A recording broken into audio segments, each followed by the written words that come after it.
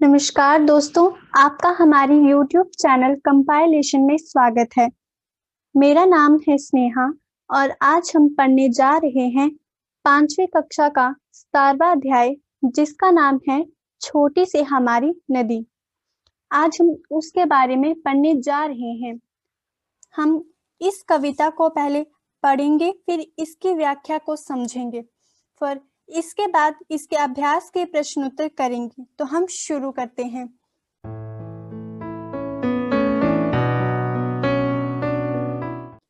छोटी सी हमारी नदी, तेरी मेरी धार, गर्मियों में घुटने भर भिगो कर जाते पार।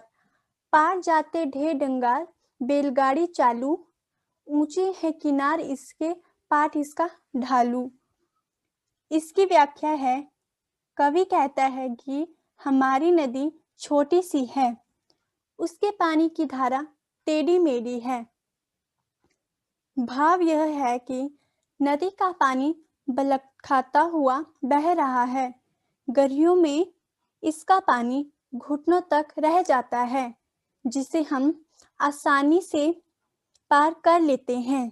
सभी जानवर आसानी से इस नदी को पार कर लेते हैं। इस नदी में बैलगाड़ियां भी चलती रहती हैं।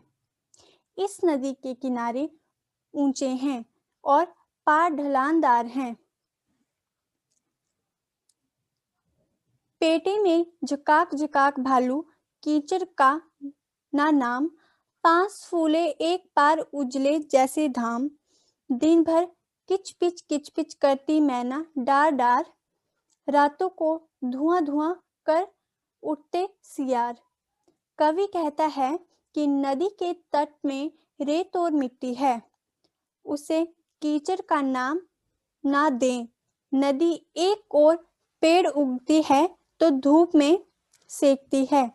उन पेड़ों की शाखाओं पर बैठकर मैना चहचहाती रहती है। रात के समय नदी के पास सियार अपनी आवाजों में चिल्लाते हैं। अरमाई दूजे किनारे और ताड़ वन, छाँव छाँव बहमन, टोला बसा है संघन।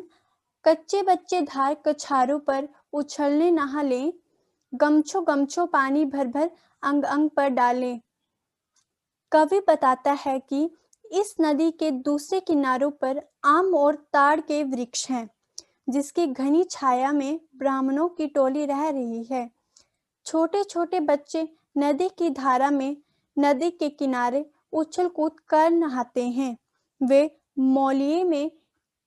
तौलिए में पानी भर भर कर एक दूसरे पर गिराते हैं।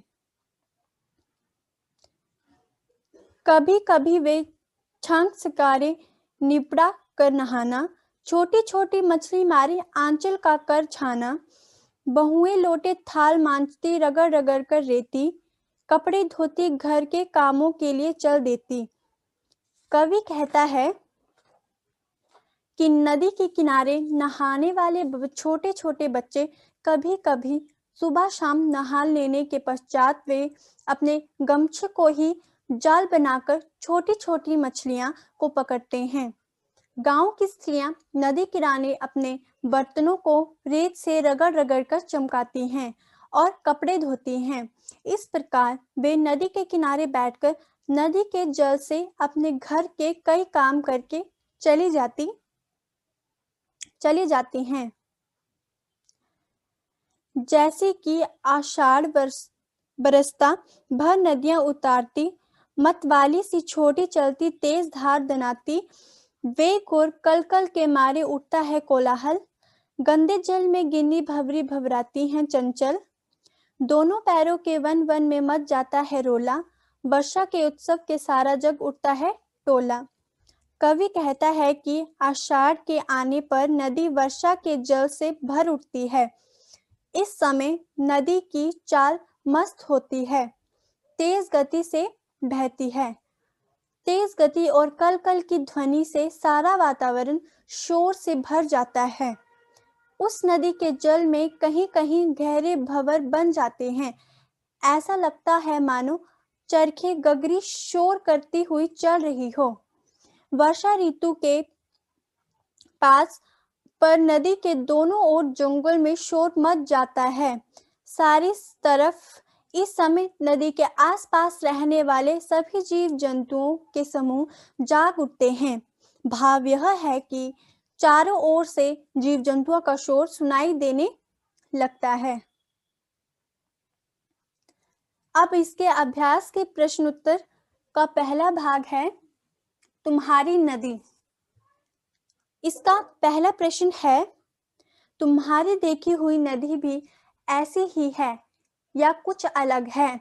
अपनी परिचित नदी के बारे में छोटी हुई जगहों पर लिखो। डैश सी हमारी नदी, धार गर्मियों में जाते पार।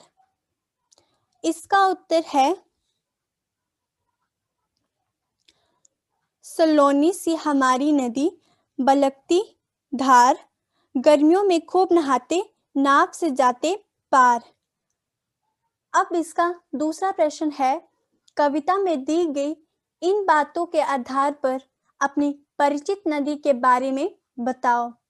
धार, पाट, बालू, कीचड़, किनारे, बरसात में पानी। इसका उत्तर है धार। हमारी नदी की धार धीमी है। पाट, हमारी परिचित नदी के पाट चौड़े हैं। कीचड़, नदी के आसपास की भूमि में कीचड़ है। किनारे, हमारी परिचित नदी के किनारे समतल हैं। भालू, इस नदी में बालू भी है।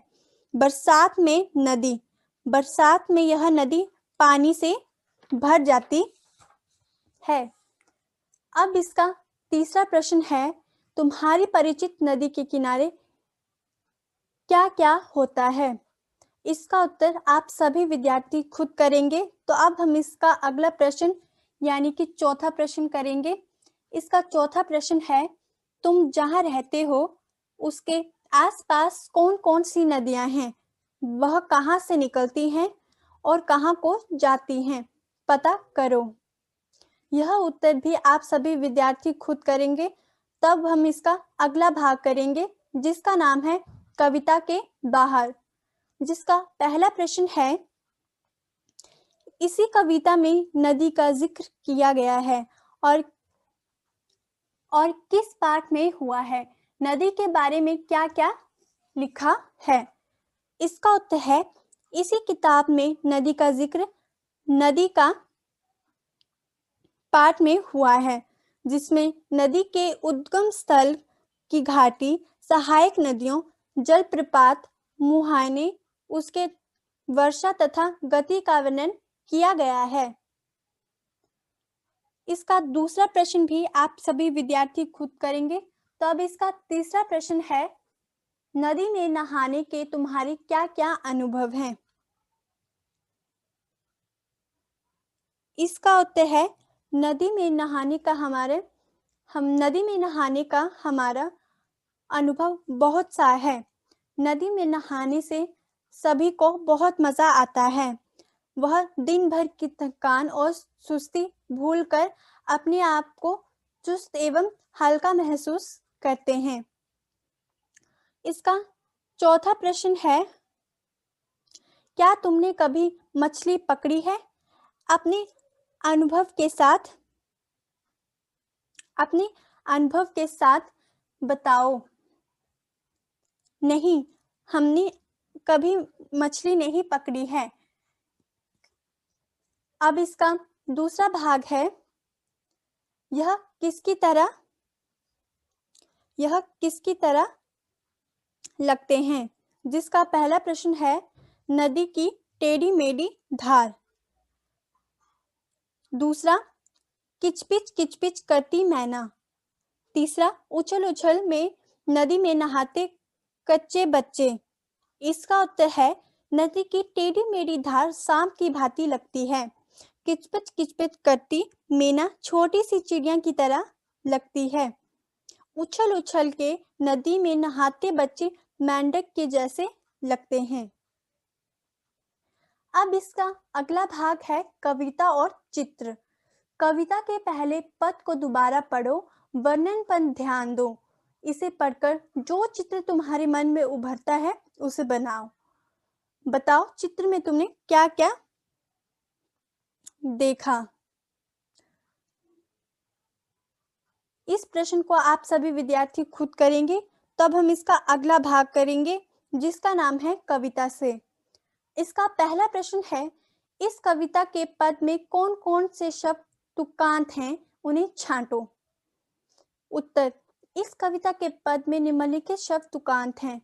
धार पार, चालू डालू, नाम धाम, डार सियार, वन संघन, नहाना छाना, रेती देते, उतारती दनाती, कोलाहल चंचल और रोला टोला। अब इसका दूसरा प्रश्न है, किसी शब्द से पता चलता है कि नदी के किनारे जानवर भी जाते हैं। इसका उत्तर है, पार जाते ढोर डंगार से पता चलता है कि नदी किनारे जानवर भी जाते थे। अब इसका तीसरा प्रश्न है, इस नदी के तट की क्या खासियत थी।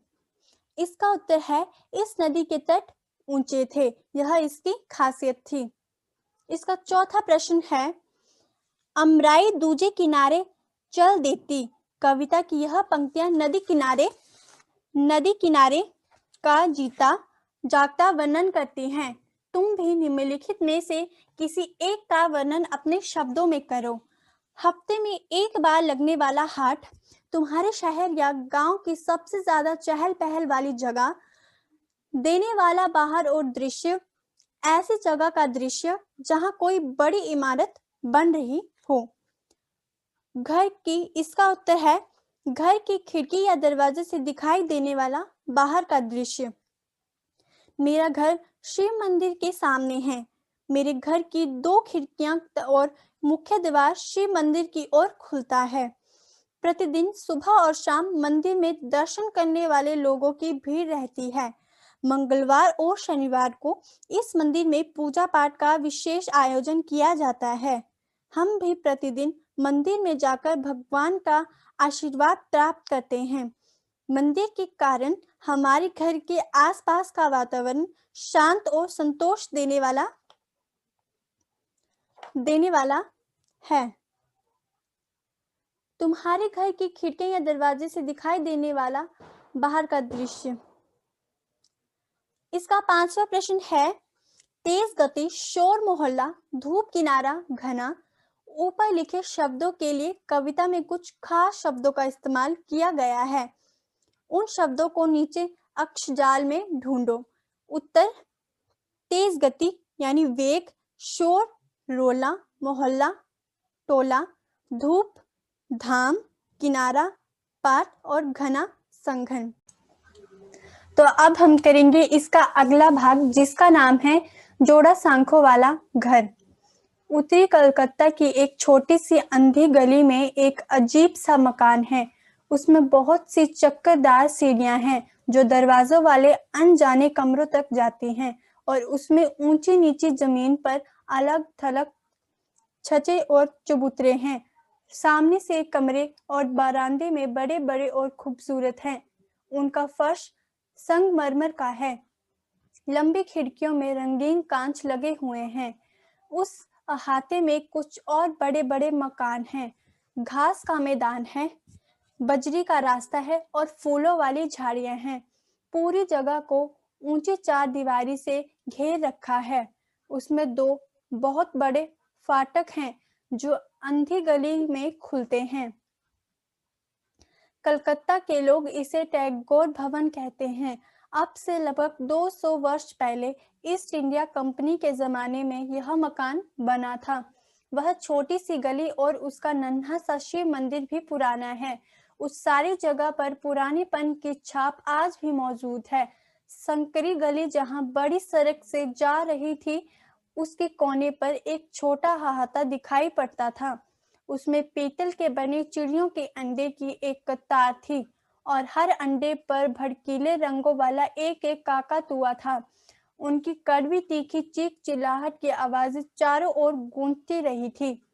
अड़ोस पड़ोस की सारी जगह कुछ अजीब और गैर मामूली ढंग की थी। टैगोर परिवार तभी से इसमें रहता है। बीच बीच में वह लोग इसमें बढ़ोतरी करते जाते थे। आज से 100 वर्ष पहले बरसाती मौसम के तीसरे पहर एक खूबसूरती लड़का खिड़की से झुककर बेचैनी के साथ पानी से भरी गली की ओर देख रहा था। उसने मामूली सूती कपड़े और सस्ते स्प्ले की जोड़ी पहन रखी थी। उसके केश कुछ ज्यादा ही लंबे थे। वह ऐसा लग रहा था जैसे कितने ही दिनों से उसकी हजामत ना हुई हो।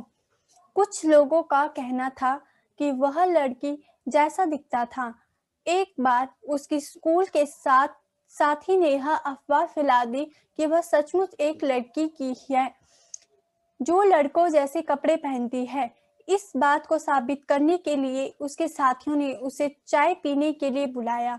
उन लोगों ने उसे एक ऊंचे बेंच से कूदने को मजबूर किया, क्योंकि उनका ख्याल था कि लड़कियां नीचे उतरते समय पहले बायां पैर उठाती हैं। वह कूद तो गया, लेकिन बहुत दिनों बाद तक उसे उस चाय पार्टी के बारे में कोई संदेह नहीं हुआ। लड़के का नाम रविंद्रनाथ टैगोर या संक्षेप में रवि था। बरसाती मौसम के एक तीसरे पहर 8 साल का रवि अपने मास्टर के आने की राह देख रहा था। वह मन ही मन चाह रहा था कि पानी भरी सड़कों के कारण मास्टर जी ना आ पाए, लेकिन अफसोस वक्त की पूरी पाबंदी के साथ उसकी तमाम उम्मीदों को मिट्टी में मिलाते हुए सड़क के मोड़ पर पैबंद लगाया एक काला छाता दिख पड़ा।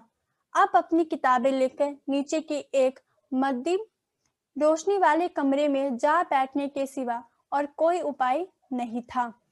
उसकी आंखें नींद से बोझिल हो रही थी, लेकिन रात में देर तक पढ़ना था। अंग्रेजी, गणित, विज्ञान, इतिहास और भूगोल, यहाँ तक कि आदमी के शरीर के हड्डियों की जानकारी पाने के लिए उसे एक नर कंगाल को भी हाथ लगाना पड़ता था।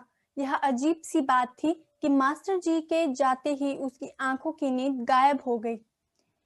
उस जमाने में बिजली की बत्तियां नहीं थी, यहाँ तक कि गैस की रोशनी का भी ज्यादा चलन नहीं था। पानी के नल का भी कोई पता नहीं था। नीचे के अंधेर कमरे में जहां सूरज की रोशनी नहीं पहुंचती थी, मिट्टी के घड़ों में भरकर साल भर के लिए पीने का पानी इकट्ठा किया जाता था।